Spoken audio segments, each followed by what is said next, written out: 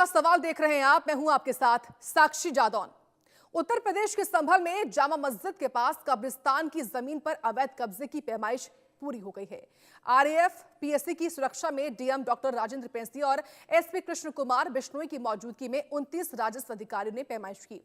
इस दौरान ड्रोन कैमरों से आसमान और लोगों के घरों की छतों की निगरानी की गई है। वहीं पुलिस के साथ आरएएफ पीएससी की टीमों ने मार्च भी निकाला है। राजस्व अधिकारियों की टीम ने कब्जाई गई 8 बीघा जमीन पर बनी दुकानों मकानों की फीते से पैमाइश की है। वहीं अधिकारियों ने खुद खड़े होकर एक तमाम मकानों और दुकानों की पैमाइश करवाई है। इस दौरान जिला प्रशासन के अधिकारियों और पुलिस ने कब्जेदारों से बातचीत करके जानकारी भी ली है और जामा मस्जिद के रिकॉर्ड में शामिल जामा मस्जिद का प्राचीन नक्शा भी देखा, जिसमें कब्जाई गई जमीन को कब्रिस्तान की जमीन बताया गया है। डीएम ने बताया कि जमीन पर कब्जा करके 22 मकान और दुकानें बनाई गई हैं। मामले की जांच के लिए एक जांच कमेटी भी गठित की गई है, जिससे 7 दिन के अंदर रिपोर्ट देने को कहा गया है।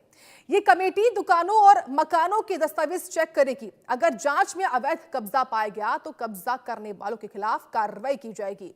संभल के डीएम डॉक्टर राजेंद्र पेंसे ने बताया है कि प्रशासन का रुख साफ है कि अगर अवैध कब्जे की शिकायत सही मिली तो कानूनी कार्रवाई होगी और बुलडोजर भी चलेगा। योगी सरकार का संदेश साफ है कि अगर किसी ने अवैध कब्जा कर रखा है तो उसको बख्शा नहीं जाएगा। अवैध कब्जे को जमींदोज जरूर किया जाएगा। कब्रिस्तान की जमीन भी लोग नहीं छोड़ रहे, उस पर भी कब्जा करके बैठे हैं। आज अपने खास मेहमानों के साथ इसी मुद्दे पर हम करेंगे चर्चा, लेकिन उससे पहले डीएम ने क्या कुछ कहा है वो आपको सुनवा देते हैं। जो राजस्व ग्राम कोर्ट है, जो विवादित स्थल के बिल्कुल सटा हुआ है, वो 32/2 गाटा संख्या है और कुल 4780 वर्ग मीटर के अंदर है और इसी के पैमाइश आज की गई है और उस जगह पे 100% कब्रिस्तान ही है और कुल 22 जो मकानों को और दुकानों को चिन्हित किया गया है जिनके कब्जे पाए गए। यहाँ बेसिकली नॉन जेडे लागू होता है और नॉन जेडे में यहाँ 1939 का जो टेनेंसी एक्ट है, संयुक्त प्रांत काश्तकारी अधिनियम, वो लागू होता है। तो ये कब्जा पाया गया है और जिन 22 लोगों का कब्जा है उनको हम नोटिस भी भेजेंगे और यदि उनके पास भी किसी भी प्रकार के दस्तावेज हैं वो भी प्रस्तुत कर सकते हैं। उसके बाद नियमानुसार विधिक कार्रवाई की जाएगी। और अब देश का सवाल क्या है, एक बार वो आपको बता देते हैं। देश का सवाल आज हम ये पूछ रहे हैं कि मस्जिद के बाद कब्रिस्तान विवाद संभल में क्यों हो रहा है, क्या हो रहा है यहाँ पे। मस्जिद विवाद में हिंसा करने वालों के खिलाफ एक्शन जरूरी है। योगी सरकार में धर्म के नाम पर कब्जों के लिए कोई जगह नहीं। योगी के एक्शन से संभल में एक बार फिर माहौल गर्म हो सकता है। पत्थरबाजों का इलाज योगी स्टाइल में होना ही सही है क्या? ये देश का सवाल है जो आज हम पूछ रहे हैं हमारे खास प्रोग्राम देश का सवाल में। और ये वो तमाम सवाल आपकी टीवी स्क्रीन पर किस तरीके से संभल लगातार सुर्खियों में बना रहता है। और देखिए, संभल में एक बार फिर से इस बार ये चर्चा है अवैध कब्जे को लेकर। इस पर खास चर्चा करेंगे। पूर्व मंत्री यूपी सरकार में मोहसिन रजा जुड़ चुके हैं, बहुत स्वागत है आपका। और साथ ही अश्विनी शाह जी हैं, नेता बीजेपी, बहुत स्वागत है आपका भी। साथ ही आचार्य संजीव अग्निहोत्री, हिंदू धर्मगुरु हैं, जो कि स्टूडियो में हैं, बहुत स्वागत है आपका भी। धर्मेंद्र सिंह है प्रवक्ता, और साथ ही साथ उनका भी बहुत स्वागत है। और बताएं आपको, धर्मेंद्र सिंह प्रवक्ता एसपी हैं, और वहीं फाजिल अहमद जी हैं जो कि मुस्लिम स्कॉलर हैं। आप सभी का बहुत स्वागत है इंडिया न्यूज पर। सबसे पहले मोहसिन रजा जी, मैं शुरुआत आपके साथ ही करूंगी। देखिए, संभल में जो जमीन को लेकर विवाद शुरू हुआ है उसमें सरकार की तरफ से क्या पहल की जा रही है, और ताकि शांति के साथ ही जो विवाद है वो सुलझ सके। देखिए, सबसे पहले तो मैं आपके चैनल के माध्यम से अपने सभी देशवासियों को, सभी प्रदेशवासियों को आने वाला जो अंग्रेजी नववर्ष है उसकी हार्दिक शुभकामनाएं देता हूं। आप सभी को हमारी तरफ से बहुत ढेर सारी, कि सबका आने वाला वर्ष मंगलमय हो और अच्छी खुशियां और सौहार्द लेकर आए। और जो दूसरी बात आपने की है उसको मैं कहना चाहता हूं कि उत्तर प्रदेश में जिस तरह का माहौल 2017 से पहले का था उसको दुरुस्त करने में पिछले 8-9 वर्षों से आप देख रहे हैं, लगातार आप सबने देखा कि आदरणीय योगी सरकार ने प्रतिबद्धता से यहाँ पर इस तरह के सारे काम किए कि कहीं पर कोई दंगाई अगर हैं तो उनको कानून के तहत उन पर शिकंजा कसा गया। जो लोग ज़मीनों पर कब्जा करते थे, जो भूमाफिया थे, उन पर बहुत लगाम लगाई गई और उनकी तमाम ज़मीनें उनसे अर्जित करके गरीबों को उस पर मकान बना कर दिया आदरणीय योगी सरकार ने उत्तर प्रदेश में। तो ये पहल करी है, ये जनहित की पहल है और एक भयमुक्त जो माहौल किया है आदरणीय योगी सरकार ने, ये अपने आप में एक नज़ीर बन रहा है। और जहाँ पे आपने बात की संभल की कि वहाँ पर जिस तरह से अभी आपने रिपोर्ट दिखाई है, जो चीज़ें हैं, जो पैमाइश हो रही है, जो अवैध कब्जा करके लोग बैठे हैं, उनको भी अवसर दिया गया है। अगर किसी के पास में उसके कोई प्रमाण हैं तो वो अपने प्रमाण दिखाए और दिखाने के बाद फिर विधिक कार्रवाई होगी।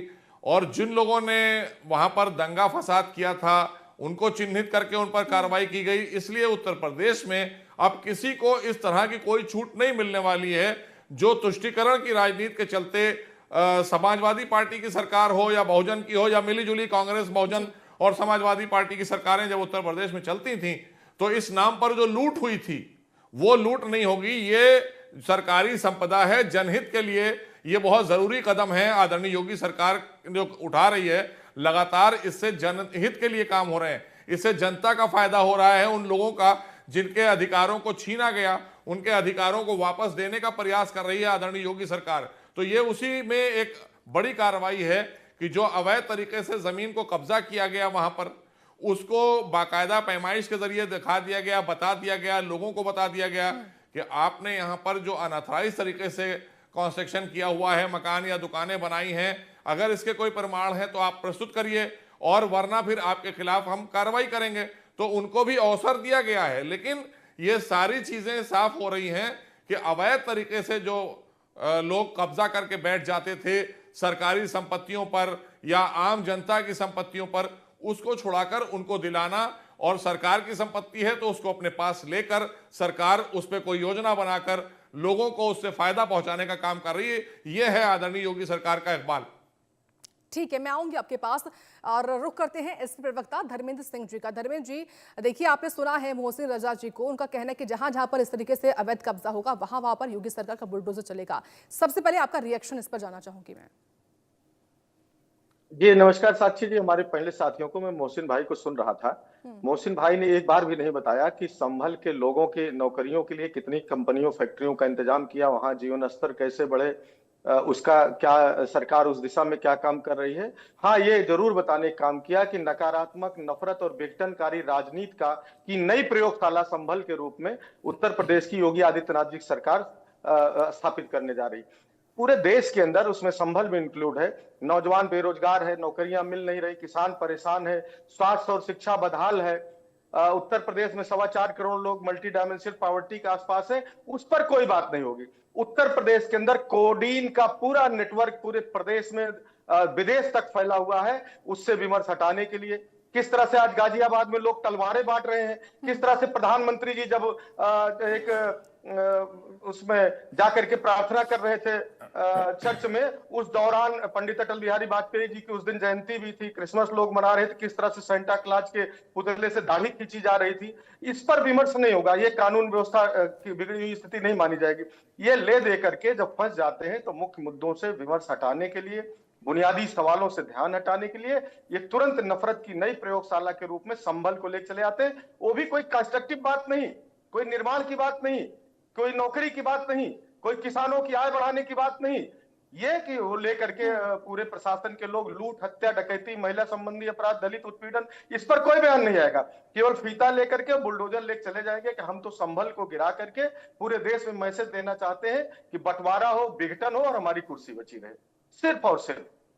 ठीक है, एक बार मोहसिन रजा जी, आपने सुना धर्मेंद्र जी को, आपसे मैं इस पर जवाब चाहूंगी। और मेरा सवाल ये भी है कि जहां जहां पर अवैध कब्जा होता है, क्या सरकार का सिर्फ एक ही यही तरीका है कि जहां पर अवैध कब्जा है वहां पर सिर्फ समाधान यही है कि केवल बुलडोजर एक्शन ही हो?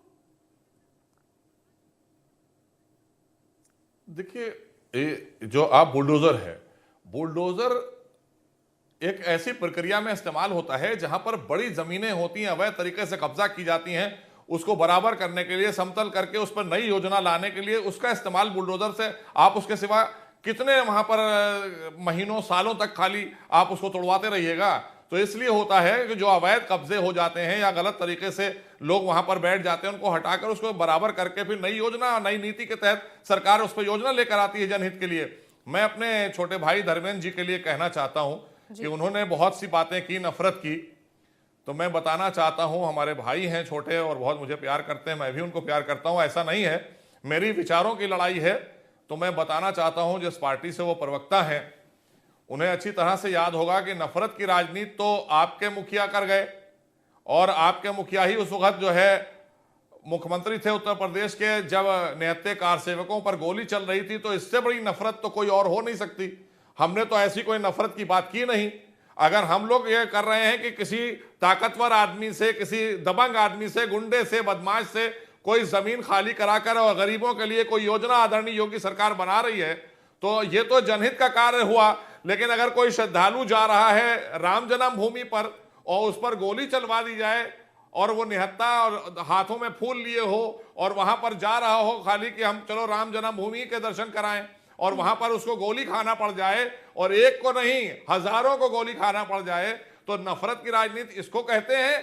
या ये कि जो दबंग या कोई गुंडा, बदमाश, मवाली कोई भी अगर अवैध कब्जे सरकारी या आम आदमी की जमीन को कर ले और उससे खाली कराकर उसको योजनाबद्ध तरीके से हम जनता को समर्पित कर दें, तो सरकार की जिम्मेदारी ये होती है, ना कि सरकार बनाने के लिए या पार्टी बनाने के लिए हम कोई ऐसा काम करें जिससे कि हमारी पार्टी भी बन जाए, हमारा नाम भी हो जाए, और एक तुष्टीकरण की हम नींव डालते हैं और नफरत की नींव डालते हैं, और उसी न्यूज को डालकर हम मोहसिन जी जिम्मेदार साथी है, मोहसिन जी जिम्मेदार साथी, लेकिन ये बात भूल गए कि नृपेंद्र मिश्रा जी को निर्माण समिति का अध्यक्ष बनाए हैं। अगर सरकार इन्वॉल्व होती तो नृपेंद्र मिश्रा जी चीफ सेक्रेटरी थे, वो इन्वॉल्व थे।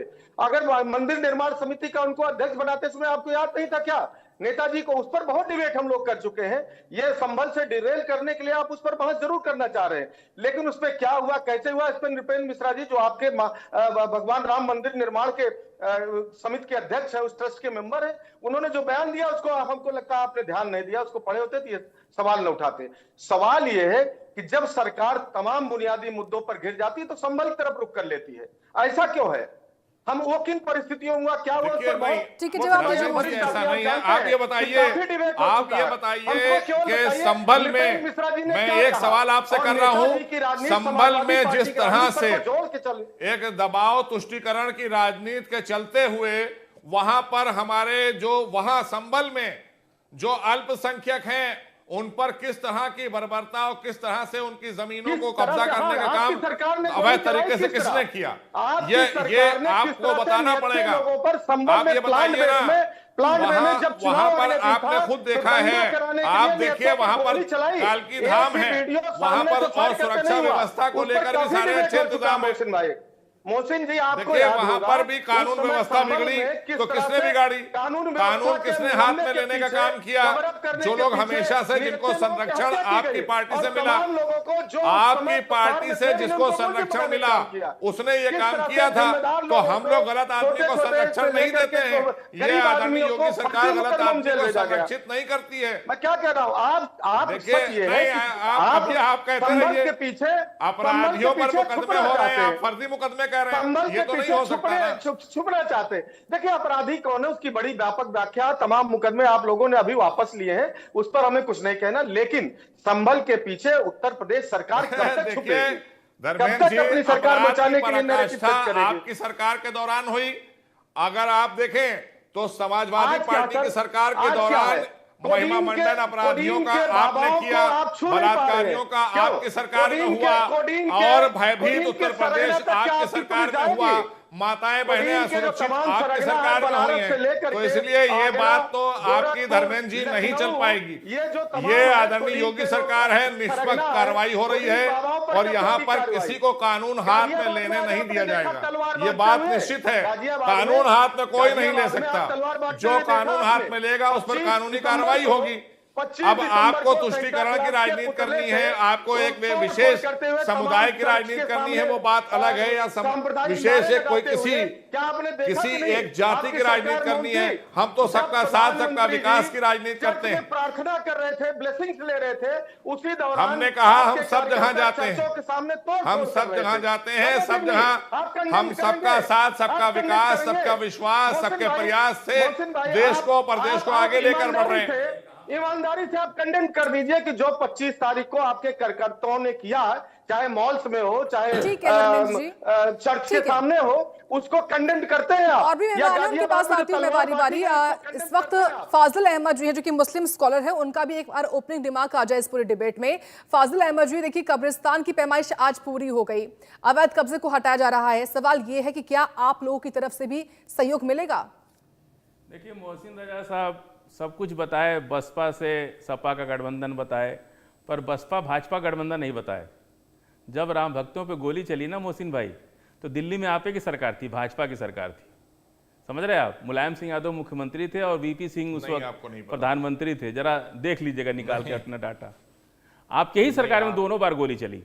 अगर 29 अक्टूबर को सुन लीजिए, गलत है, उन शाही जी बैठे हैं ना, वो बता देंगे। सही नहीं है, अभी शाही जी आपके आपकी पीछे सर बैठे जानकारी हैं, वो पूरी बता नहीं देंगे है। आपको। आप अपनी जानकारी पूरी अरे कर आप अपनी लीजिए। जानकारी ठीक कर आप लीजिए। एक नेशनल चैनल पर आप- बैठ कर कह आप- रहे हैं सर, आप बीपी सिंह आप सर सुन पता लीजिए, कर लीजिएगा, जनता आप दल के जानकारी साथ पूरी कर सरकार लीजिएगा। बनाए थे आप, हमारी नहीं और है, गोली आप चलाया बीपी से आपने। आप इसीलिए वीपी मुलायम सिंह सिंह कहकर यादव भाजपा से आपको क्यों जोड़ पुरस्कार रहे हैं? इसीलिए आपने वो पुरस्कार जनता दिया दल की सरकार कि थी, मुलायम सिंह यादव और ने- जनता दल की सरकार आप ही के, देखिए मैं बताना अरे चाहता हूँ, उसमें अब मेरी बात सहयोग सुन लीजिए किसका भाई, था? आपने छेड़ा है तो सुन क्यों लीजिए। नहीं मुलायम सिंह यादव को एक मिनट बर्खास्त सुन कर लीजिए दिया मेरी 29 बात अक्टूबर को? अब आप मेरी बात का 29 जवाब सुन अक्टूबर लीजिए, को मैं क्यों नहीं आपको करेक्ट बर्खास्त कर कर दूं, दिया गया? मैं आपको आप करेक्ट कर बताइए, दूं जब थोड़ा सा, गोली पहली बार राम मेरी भक्तों बात पे को चली, करेक्ट करा लीजिए। तो मुलायम सिंह यादव को बर्खास्त क्यों नहीं किया आप लोगों ने?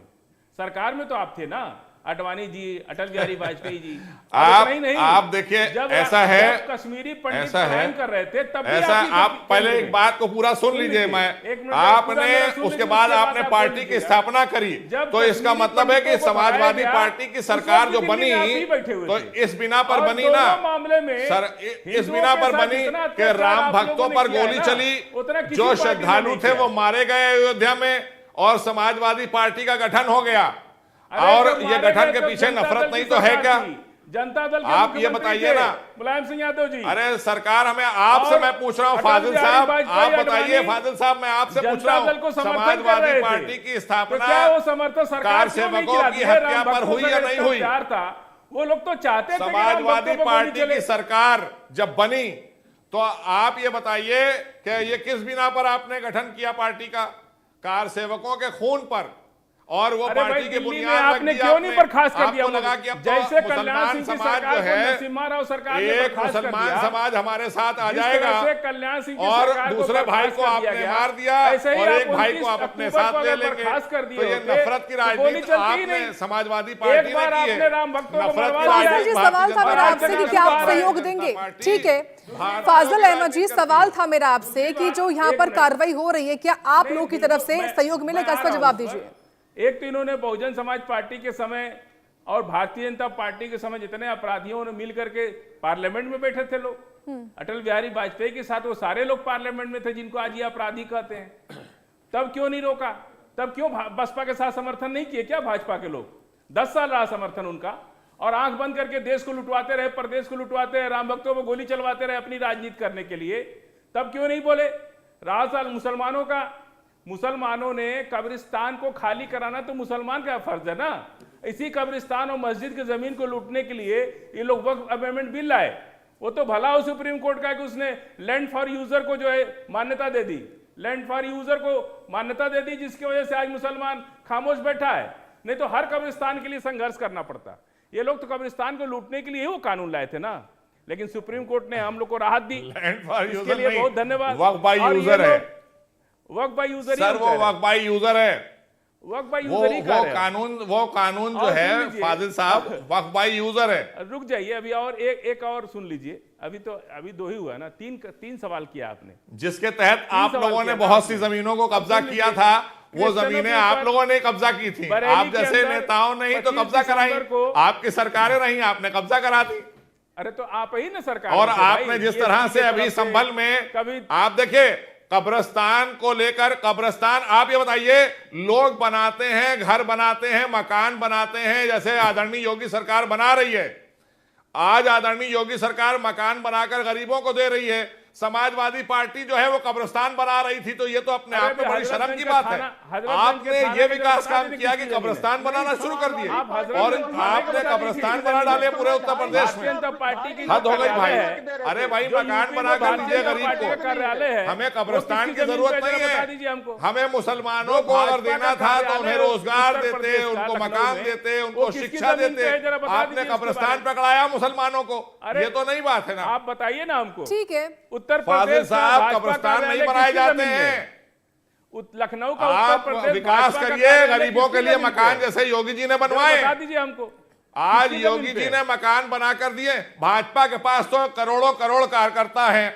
अगर करोड़ों करोड़ कार्यकर्ता है, विश्व की सबसे बड़ी संगठन है, तो उनके पास पैसा भी ज्यादा आता है। हम लोग पैसा देते हैं अपनी पार्टी को। ठीक है, फाजिल जी, सरकारी नहीं आपके पास अपनी बात रखिएगा। आपसे सवाल मैंने पूछा कि क्या आप सहयोग दे रहे हैं, उस पर आपने ना हाँ बोला ना बोला। ठीक है, एक बार नहीं करवा रहे। ठीक है, हिंदू धर्मगुरु इस वक्त जुड़े हुए हैं, आचार्य संजीव अग्निहोत्री जी हैं। मैं आती हूँ फाजिल जी। नहीं करवा रहे। ठीक है फाजिल जी, मैं आती हूँ आपके पास। हिंदू धर्मगुरु हैं आचार्य संजीव अग्निहोत्री जी, उनका भी एक बार ओपनिंग रिमार्क आ जाए इस डिबेट में। आचार्य जी, स्वागत है आपका। क्या लगता है आपको विपक्ष की ओर से, क्या आप वाकई में इस पूरे मामले को, जहां पर जो कब्जाई हुई जमीन है जिस पर अब कार्रवाई हो रही है सरकार की ओर से, क्या वाकई में यहाँ पर इस पूरे मामले को एक धार्मिक एंगल देने की कोशिश की जा रही है? ये जो भी हो रहा है, देखिए बिल्कुल ठीक हो रहा है। पहले जो जिस भी जमीन पर, सरकारी जमीन पर कब्जा किया हुआ है, तो अब अगर पैमाइश करा के उसको अधिग्रहण किया जा रहा है, उसको ग्रहण किया जा रहा है, ठीक है। कहाँ गलत है? किसी के साथ भी गलत नहीं है। सबका साथ सबका विकास। नहीं समझे। हमारे यहाँ वो कब्रिस्तान की जमीन सरकारी नहीं है। कब्रिस्तान की जमीन पर लोगों ने कब्जा किया, उसको खाली कराया जा रहा है। पर जो भी कराया जा रहा है, समझ नहीं पाए बात। पर हमारी जगह है, चाहे किसी की भी जगह है, अगर गलत जगह है उसको अगर कब्जा किया जा रहा है, उसको अगर ग्रहण किया जा रहा है, तो कोई गलत नहीं है। सही कह रहे हैं आप। बिल्कुल ठीक बात है। पर क्योंकि पिछली जो सरकारें थी उनमें सरकारी जगह पर मस्जिद बनाना या मदरसे बनाना या फिर कब्रें बनाना, कब्रिस्तान बनाना, गलत जगह बनाना, तो अगर उसको ग्रहण किया जा रहा है तो कहीं कोई गलत नहीं। एक दो का नाम बता दीजिए। सैकड़ों जगह नहीं, नाम बता दीजिए। कहां मुसलमानों ने कब्रिस्तान बना लिया है सरकारी? संभल में देखो क्या हो रहा है। संभल सरकारी घाटा है, संख्या डीएम की बात नहीं सुना आपने। एक भी जगह आप समझे नहीं महाराज। संभल में एक भी जगह नहीं है, क्योंकि बहुत बड़ा तीर्थ स्थल है। ठीक है, और था। ठीक है मोहसिन जी, सवाल मेरा आपसे ये है, जैसे कि वहां डीएम राजेंद्र, ठीक है फाजिल जी मैं आती हूँ आपके पास, डीएम की बात ही बताने वाली हूँ मैं। ठीक है फाजिल जी मैं आ रही हूँ आपके पास, आचार्य जी मैं आ रही हूँ आपके पास। अगर आप दोनों आपस में बोलेंगे तो कुछ समझ में नहीं आएगा व्यूअर्स को। पूरे वर्ल्ड की पसंद है, केवल भारत की नहीं। जैसे अरे योगी जी और मोदी जी पूरी दुनिया की पसंद है। इस समय पाकिस्तान जो हमारे देश का विरोधी देश है उसकी भी पसंद है। ठीक है फाजिल जी, आचार्य जी, कुछ नहीं होता है। देश का साथ देखो, सबका साथ सबका विकास, सबका साथ सबका विकास केवल एक ही सरकार में। मोहसिन रजा जी, सवाल मेरा आपसे होगा। फाजिल अहमद जी, आचार्य संजीव जी, देखिए आप दोनों लगातार बोले जा रहे हैं, आप दोनों लगातार बोले जा रहे हैं, आपकी आवाज स्क्रीन पर क्लियर नहीं पहुंच रही है। सबको मिल रहे हैं, कहीं दुनिया में ऐसा नहीं है। आप लोगों की जब सरकारें आती तो केवल आपके मदरसे बनते हैं, आपकी मस्जिदें बनती हैं, वो तो अभी भी बन रही है। जगह को आज भी हम लोग को तो तनख्वाह मिल रही है। तो आज भी मिल रहा भाई। अरे आपके वो हमारे जो जमीन सरकार यूज कर रही है उसको पैसा देती है। आपके जो मुखिया है वो कहते हैं हम तो एक ही अरे नहीं, आपको गलत, ये भी सरकार हमको पैसा देती है। है ही नहीं, हमारा कोई है ही नहीं। मुसलमान हमारे, हम मुसलमानों के भारत के सर्वोच्च मंदिर संसद में कहते हैं, संसद में मोहसिन भाई हम मुसलमानों के, हमें दुनिया से कोई मतलब नहीं। और गोली चलवाते हैं, अरे भाई गोली चलवाते हैं और गोली चलवाते हैं। कुछ सीएम ऐसे अराजक हुए भारत में, उत्तर प्रदेश में भी और बाहर भी, जिन्होंने, और सुनिए सुन लीजिए, जिन्हें ऐसे अराजक हुए जिन्होंने ठीक है फाजिल अहमद जी और आचार्य संजीव जी, ठीक है अपनी बात आपने रख ली, मैं आऊंगी आपके पास एक बार। मोहसिन रजा जी, हम लोगों की मोहसिन रजा जी, सवाल मेरा आपसे ये होगा, आप लोग कर रहे हैं। अरे भाई आचार्य जी, अरे भाई आप टॉपिक को डिरेल कर रहे हैं, ठीक है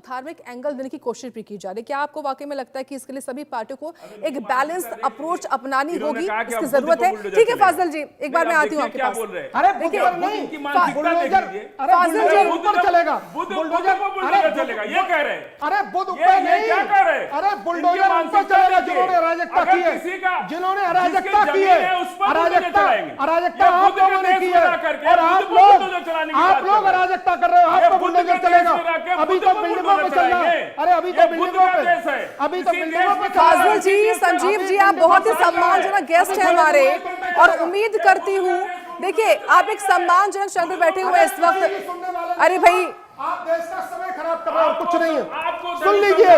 ठीक है धर्मेंद्र जी, अपनी बात रखिए आप, ठीक है धर्मेंद्र जी अपनी बात रखिए। सवाल मेरा यही है, डीएम की ओर से बात कही गई है कि सबको सुना जाएगा, सबको मौका दिया जाएगा, लेकिन क्या वाकई में जो धार्मिक एंगल देने की कोशिश की जा रही है, इसको लेकर पार्टियों को एक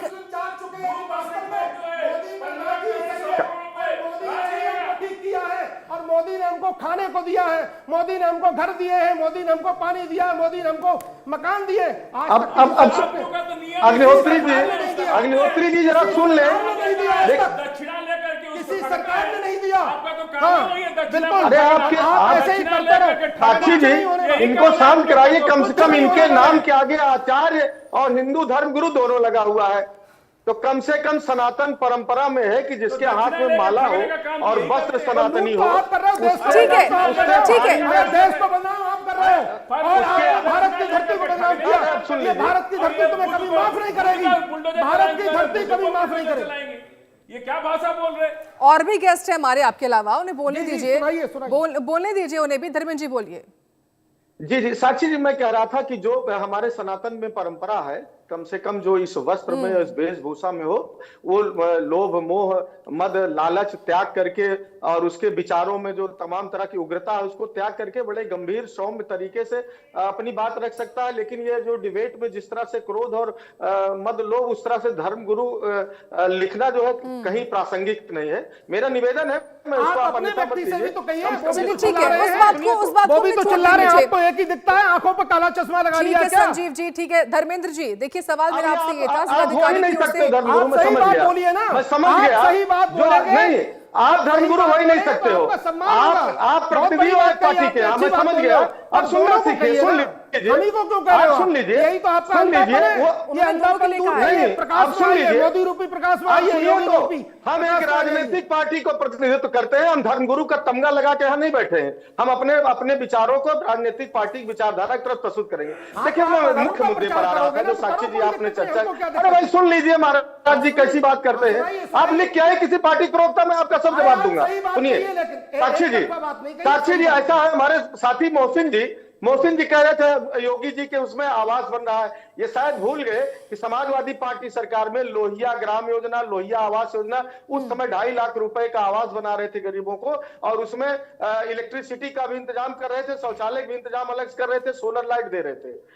लोही जनेश्वर मिश्र ग्राम योजना के माध्यम से गांव का डेवलपमेंट हो रहा था। समाजवादी पेंशन की योजना के माध्यम से, जिसको इन्होंने बंद करने के सारी योजनाएं काम किया। तो ऐसा नहीं है कि आप कुछ कर रहे हो, हमसे अच्छा कुछ करके दिखाया। कुछ नहीं हुआ। आप कुछ कर नहीं आज आप ही के मुस्लिम भाई लोग ये कहते हैं कि किसी पार्टी ने हमको कुछ नहीं दिया, वोटों के लिए हमको यूज किया। साहब आप ही के मुस्लिम भाई कहते हैं, मैंने बहुत जगह जाकर पूछा है, मुझे बताया। संभल पे आइए संजीव जी, संभल पे आइए। संभल पे इसलिए देखिए, मैंने पहले कहा कि इस पर सरकार केवल धार्मिक ध्रुवीकरण करने के लिए संभल को नफरत की राजनीति की प्रयोगशाला बनाना चाहती है।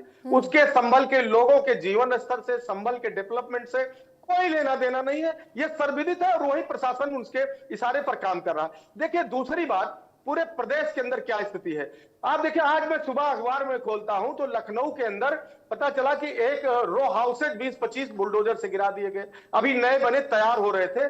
आखिर ये बताइए उसमें किसकी जिम्मेदारी तय हुई?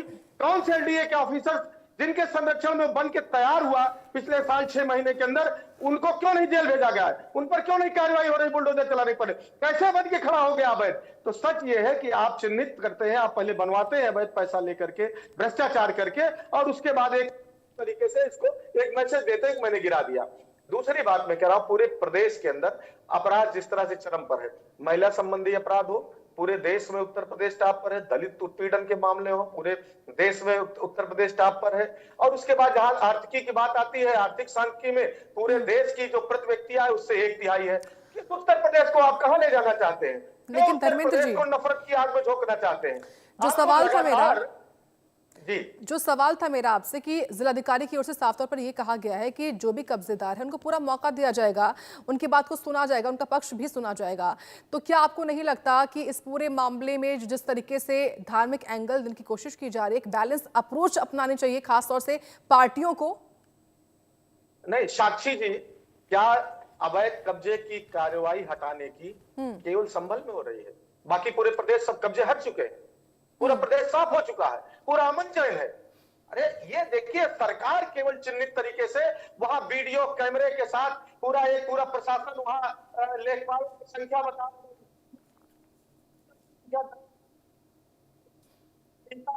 लेकर के क्या इस समय इस मौके पर आज की तारीख में केवल संभल में हुआ होगा? नहीं, सरकार चाहती है कि ये नफरत की राजनीति संभल के माध्यम से पूरे देश और प्रदेश में जाए और कम्युनिटी डिवाइड हो और इनकी कुर्सी बची रहे।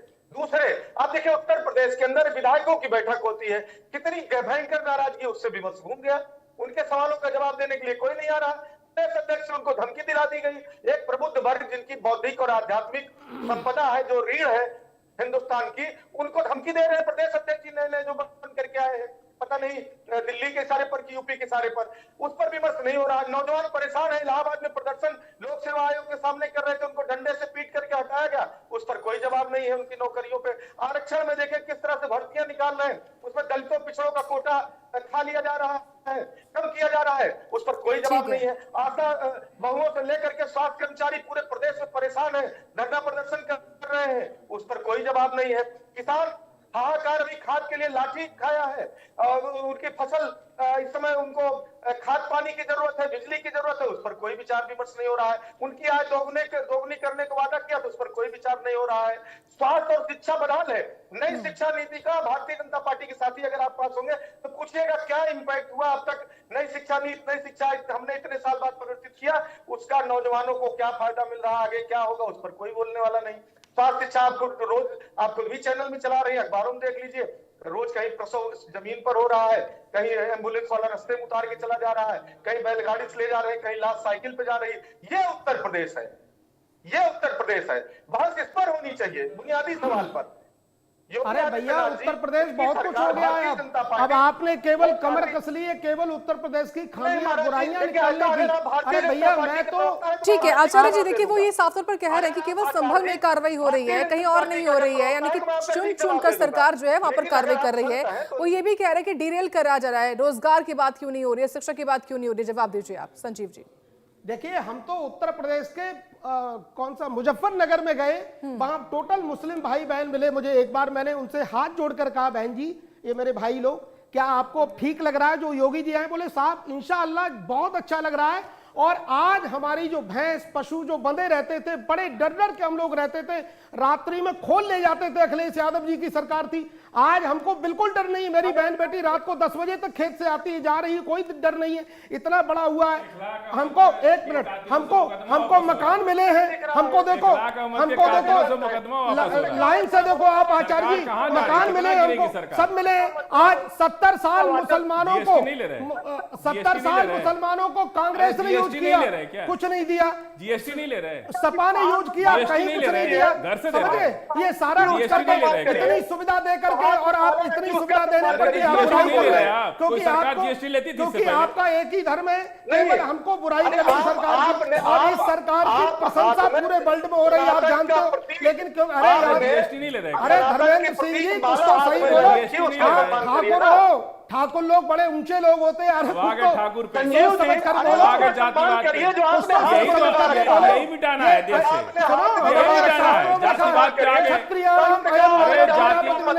क्षत्रियों का धर्म होता है, लेकिन अराजकता वाली भाषा यही इस देश के इसी का विरोध हो रहा है। इसी का, जहां बाबा साहब अम्बेडकर सबको समतामूलक समाज की बात की, समतामूलक संविधान की बात की, ये आगे जात पर, आगे ब्राह्मण से आपको ऐसा नहीं कर सकता। बहुत अच्छे लोग होते हैं आप लोग, लेकर ऐसी अराजकता, दलित खराब होते हैं, वो दे रहे हो, ठाकुर अच्छे होते हैं। गलत पार्टी को आपने सेवन किया हुआ तो आप उस हिसाब से गलत दे रहे हो। भैया, अगर आप एक बात बताइए, सपा की सरकार बनी, सुन लीजिए, लेट मी कंप्लीट। सपा की सरकार बनी, बड़ी अच्छी बात, कोई दिक्कत नहीं है। लेकिन 13 शहरों में अराजकता हुई, आगजनी हुई, तुरंत जैसे ही जीत का जो है जैसे ही थंब हुआ वैसे ही 13 शहरों में हुई। क्या ये अराजकता नहीं? क्या ये अच्छी बात है? आप बता दीजिए हमको, क्या है? आज तक कभी ऐसा हुआ हो तो बताइए। क्या हुआ? किसी की सरकार में नहीं हुआ, बीजेपी की सरकार में नहीं हुआ, आपकी सरकार में केवल होता है सड़कों पर जाकर के। अरे भाई, हमारी मस्जिदें हैं, बहराइच में क्या करा आपने? फतेहपुर में मंदिर में कह दिया कि साहब अराजकता करेंगे, बाहर जाएंगे, बाहर करेंगे, तोड़फाड़ करेंगे, अराजकता करेंगे, लूट करेंगे, लोगों की पैसों को उठा लेंगे। आज गाजियाबाद में तलवारें बटी कि नहीं बटी? आज गाजियाबाद में तलवारें बट रही हैं, आप उसको क्या कहेंगे? कहां बट रही? कुछ नहीं, ऐसा कहां टीवी में आया? कहां पर आया? ऐसी क्या बात हुई साहब? अभी देख लीजिएगा, अभी आप देख लीजिएगा। अरे ठीक है, लेकिन फाजिल अहमद जी, अरे इंजान मत लगाओ। ये सवाल ये है मेरा आपसे, फाजिल अहमद जी, ठीक है आचार्य जी, फाजिल अहमद जी, सवाल ये है, कोई भी किसी भी धर्म का हो, हिंदू हो, मुस्लिम हो, कोई भी धर्म का हो, अगर कोई माहौल खराब करता है, चाहे वो अवैध कब्जे के रूप में भी क्यों ना हो, क्या उस पर कार्रवाई नहीं होनी चाहिए? बिल्कुल कार्रवाई, क्या बोले अभी, कार्रवाई तो बिल्कुल होनी चाहिए। हाँ। मुसलमानों ने कौन मुसलमान नहीं चाहेगा कि हमारी कब्रिस्तान खाली हो? कौन मुसलमान नहीं चाहेगा कि कब्रिस्तान हमारी खाली हो?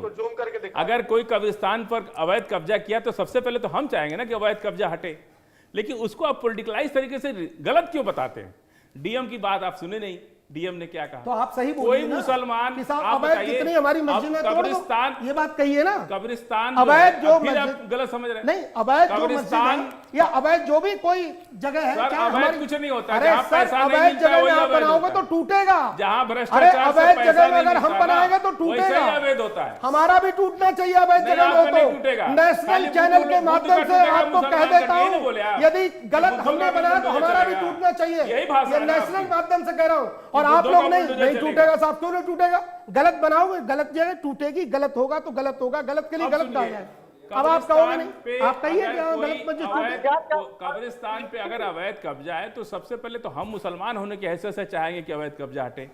हम क्यों उसका विरोध करेंगे? हम तो समर्थन कर रहे हैं भाई, चाहे किसी का कब्जा हो। हम तो चाहते हैं कि कब्रिस्तान हमारी खाली हो, हमारी मस्जिदें सुरक्षित हो, हमारी गाहें सही रहे।